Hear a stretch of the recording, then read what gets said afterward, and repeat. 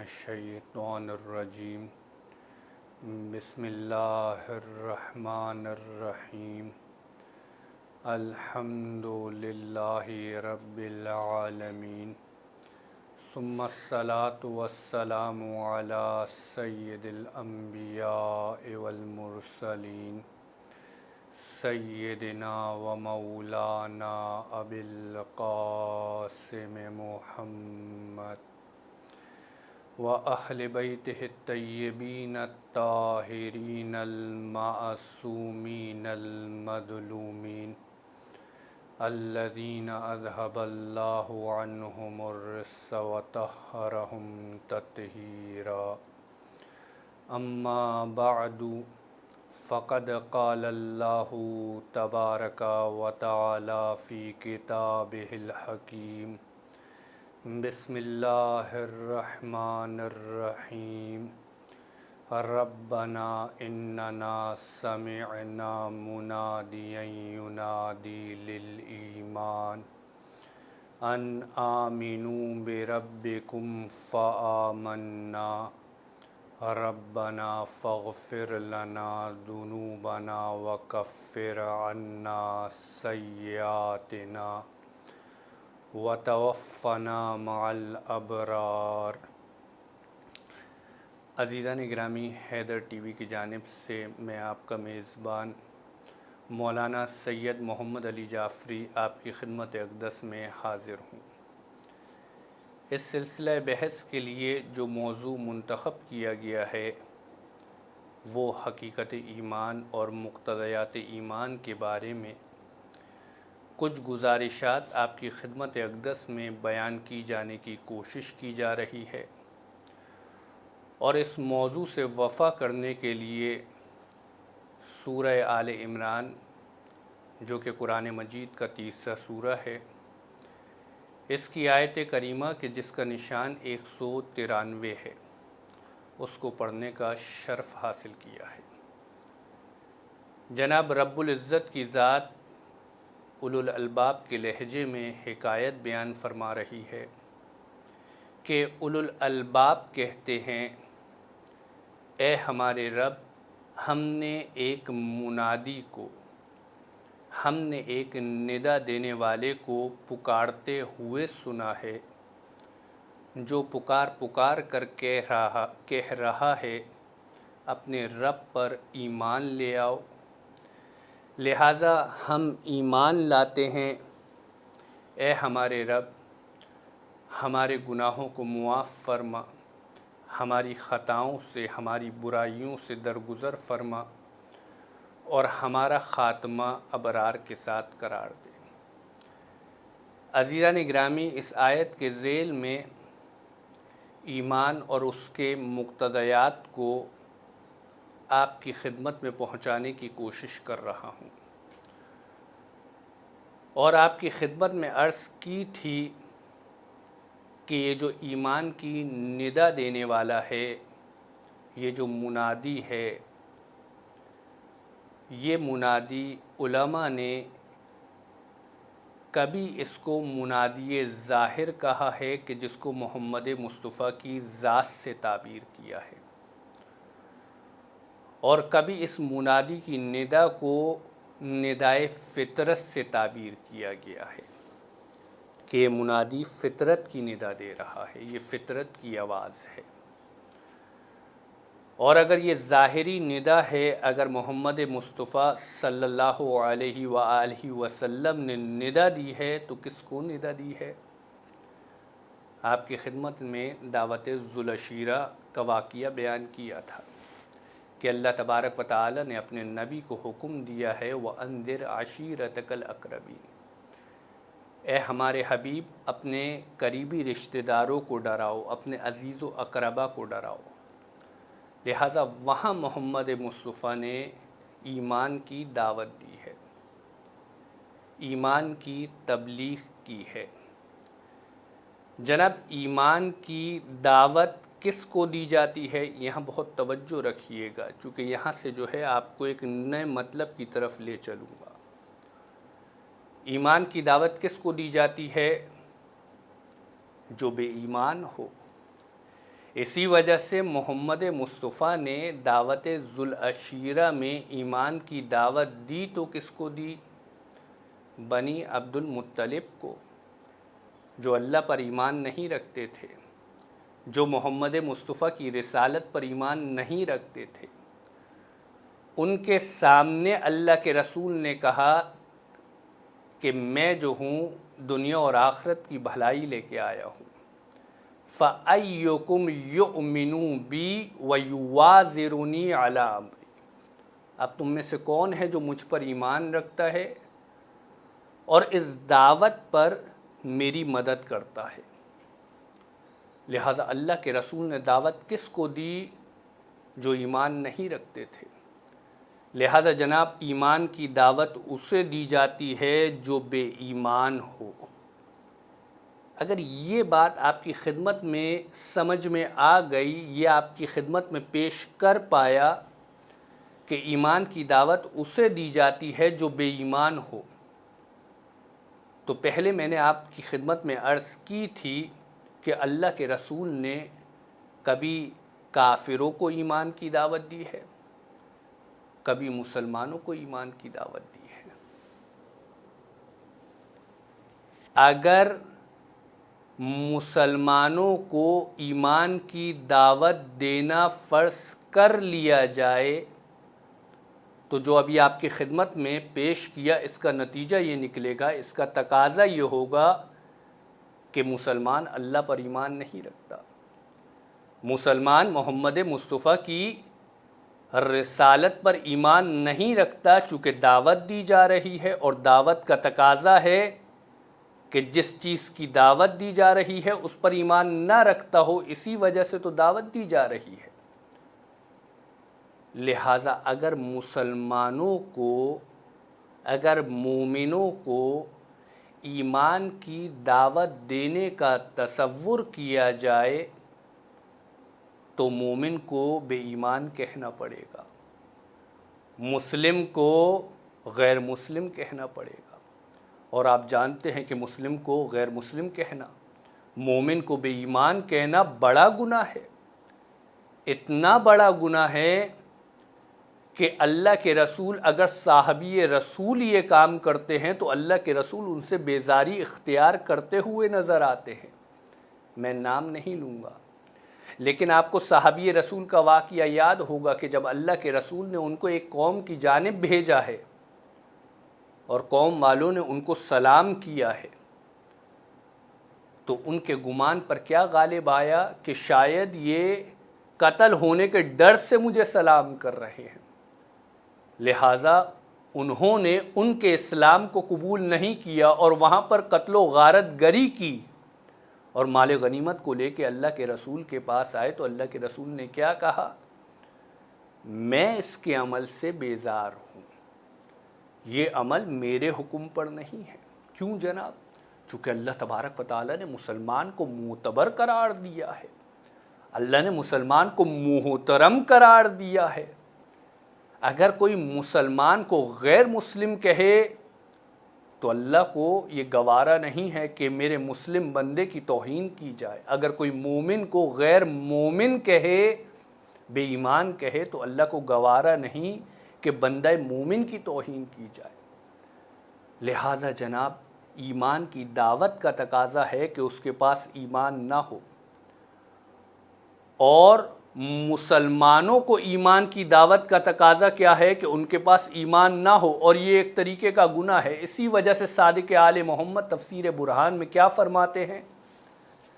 ان هذه الکلمۃ لو قالها اہل المشرق واہل المغرب لکانوا بها خارجین من الایمان۔ صادق آل محمد فرما رہے ہیں کہ اگر کوئی مسلمانوں کو ایمان کی دعوت دینے کا کلمہ کہتا، چاہے وہ اہل مشرق ہوتے یا اہل مغرب ہوتے، مولا کیا فرماتے ہیں؟ لَكَانُوا بِهَا خَارِجِينَ مِنَ الْإِيمَانِ، تو وہ اپنی اس بات کہنے کی وجہ سے ایمان سے خارج ہو جاتے اور خود بے ایمان ہو جاتے۔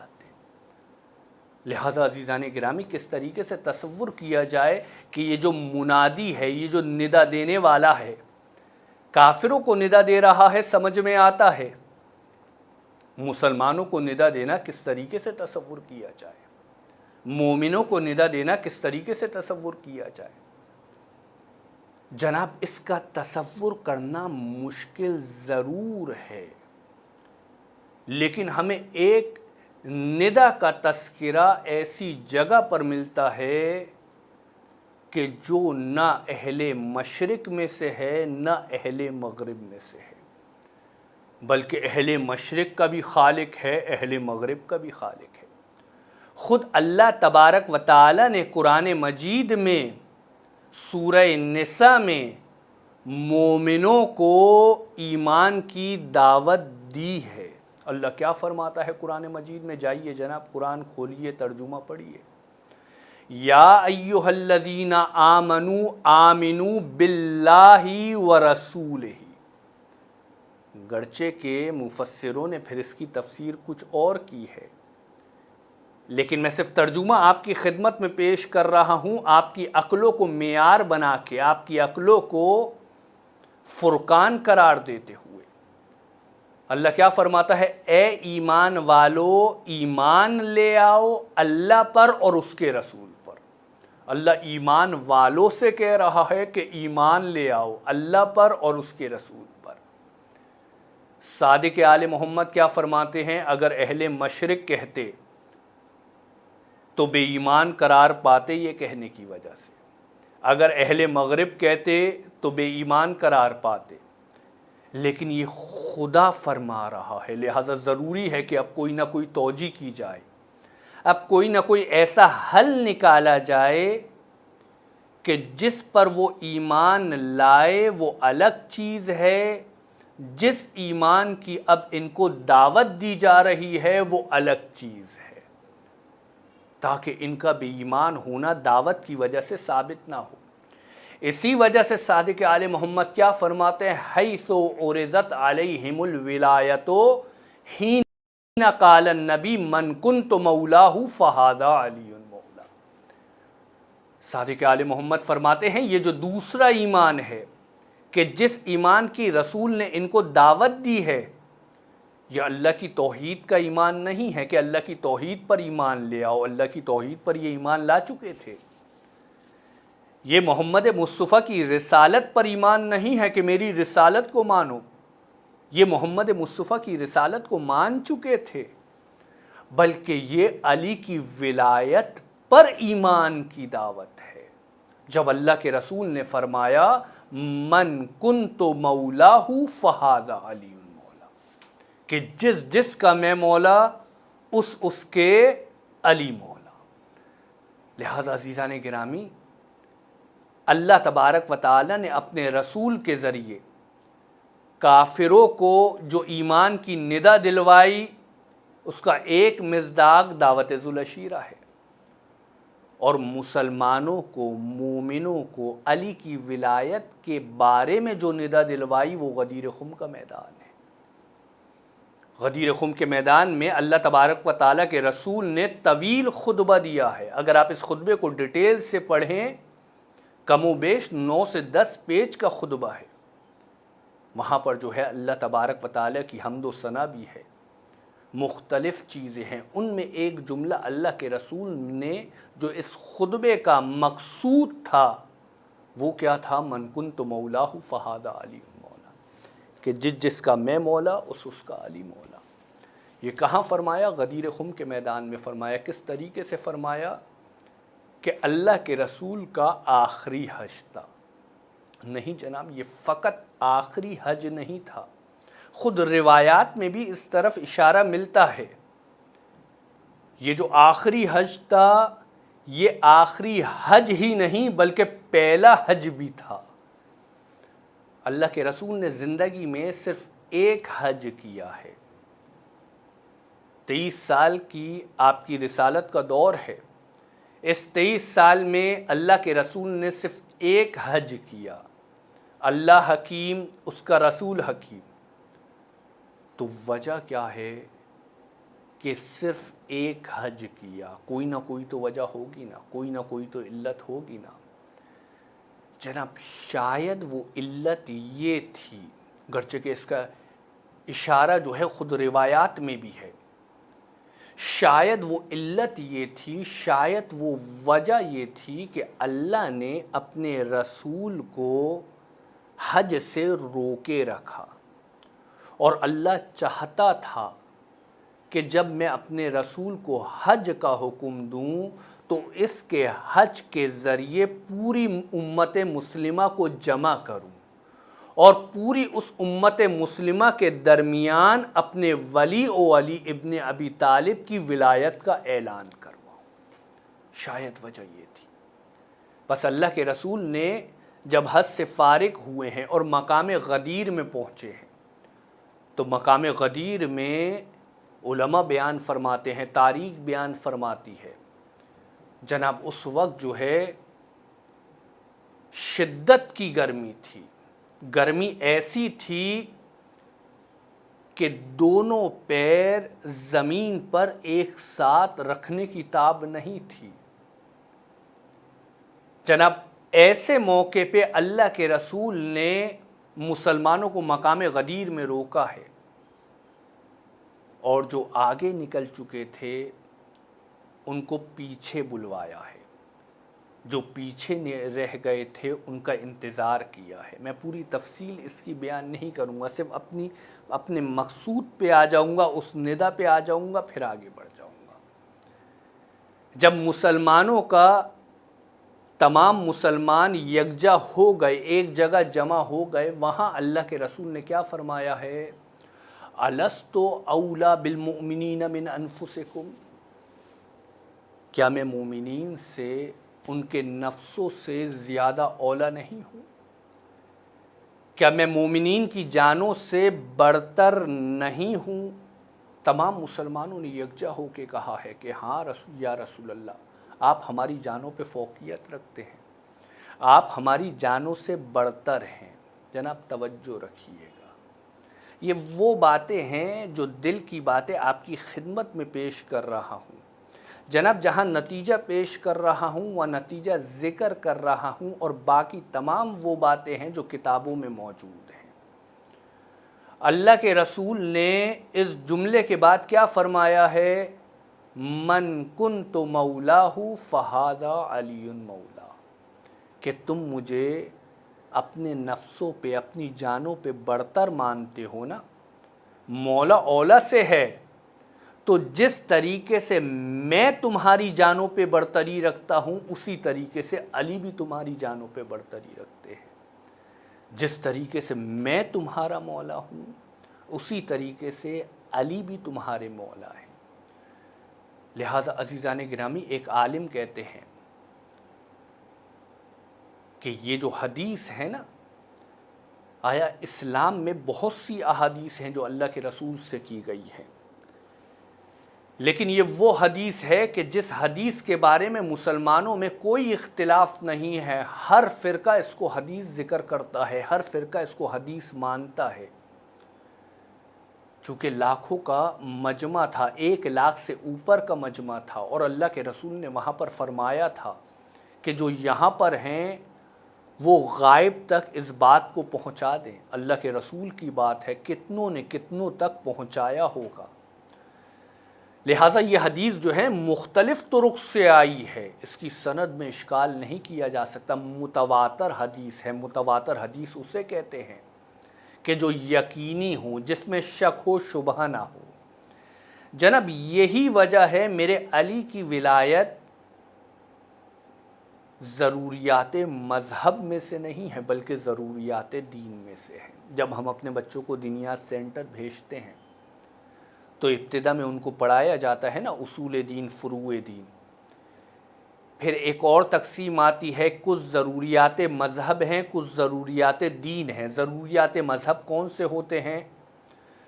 جو ایک فرقے کی خاصیتیں ہوتی ہیں جو دوسرے فرقوں میں نہیں ہوتی، اس فرقے کی خاصیتیں ہیں۔ لیکن ضروریات دین کون سے ہوتے ہیں؟ جو پورے اسلام میں متفق علیہ مسائل ہیں ان کو ضروریات دین کہا جاتا ہے. جیسے کہ نماز، ہر مسلمان اس کو تسلیم کرتا ہے کہ نماز کو اللہ تبارک و تعالیٰ نے واجب قرار دیا ہے، اور روزہ ہر مسلمان اس کو تسلیم کرتا ہے. اسی طریقے سے علماء بیان فرماتے ہیں علی کی ولایت ضروریات دین میں سے ہے کہ ہر مسلمان علی کو ولی مانتا ہے. جناب جب علی کو ولی مانتا ہے تو مسئلہ ہی کیسا.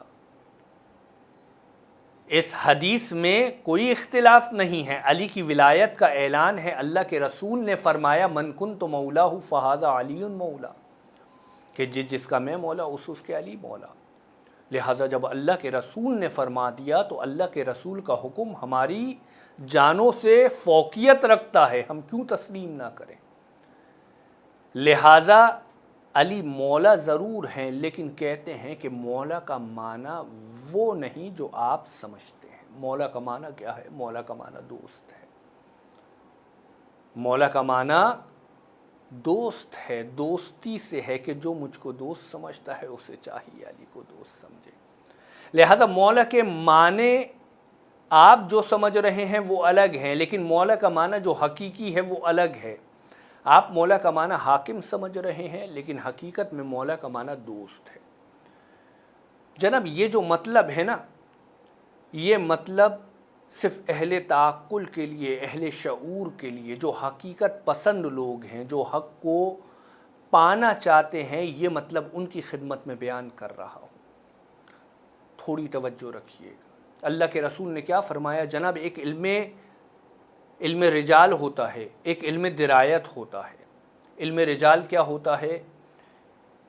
کہ جو حدیث ہم تک پہنچی ہے وہ حدیث کن راویوں نے بیان کی ہے، ان راویوں کے کیا حالات ہیں، یہ حالات جو ہے علم رجال بیان کرتا ہے. علم درایت کیا ہوتا ہے؟ کہ جو حدیث ہم تک پہنچی ہے اگر اس حدیث ہی کو دیکھا جائے تو یہ حدیث ایکسیپٹیبل ہے بھی یا نہیں ہے. بذات خود اس حدیث کے اندر مقبولیت کی صلاحیت ہے یا نہیں ہے. جناب اسی طریقے سے اگر دوست مولا کا معنی فرض کیا جائے تو معنی دوست اس حدیث میں منطبق ہو سکتا ہے یا نہیں ہو سکتا.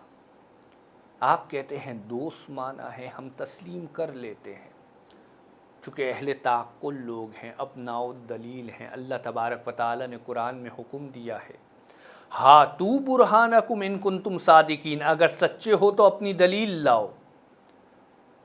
جناب آپ کہتے ہیں مولا کا معنی دوست ہے. اگر تسلیم بالفرض اگر تسلیم کر بھی لیا جائے مولا کا معنی دوست ہے تو پتہ ہے نتیجہ کیا نکلتا ہے؟ جناب ایک کنڈیشنل جملہ ہے جس کو ہم اپنی زبان میں شرطیہ جملہ کہتے ہیں، کہ اگر مولا کا معنی دوست فرض کر بھی لیا جائے تو وہ چیز ماننی پڑے گی جس کو آپ تسلیم نہیں کر سکتے. جناب وہ چیز کیا ہے؟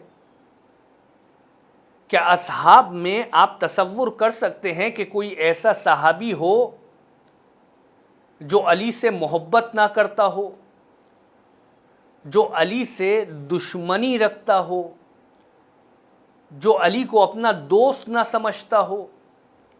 اگر ایسا تصور نہیں کر سکتے تو آپ دوست کا معنی بھی فرض نہیں کر سکتے. جناب وجہ کیا ہے؟ وجہ آپ کی خدمت میں بیان کرتا ہوں. اللہ کے رسول جو ہے غدیر خم کے میدان میں تمام مسلمانوں کے مجمع میں کیا فرما رہے ہیں؟ من کنت مولاہ فہذا علی مولا، کہ جس کا میں مولا اس کے علی مولا. جناب یہاں پر مولا کا معنی ہم حاکم لیتے ہیں، آپ کہتے ہیں حاکم معنی نہیں ہے، دوست معنی ہے. ہم کہتے ہیں صحیح ہے، آپ دوست معنی رکھ لیجئے. اگر مولا کی جگہ دوست کو رکھ دیا جائے تو حدیث کا ترجمہ کس طریقے سے ہوگا؟